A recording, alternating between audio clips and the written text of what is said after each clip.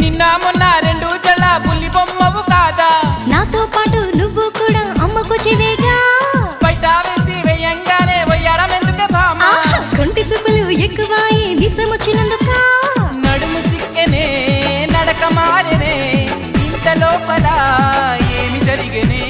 మొదటిసారిగా ఆడపిల్లను చూసినట్టుగా మైకం నీకు. తమలపాకు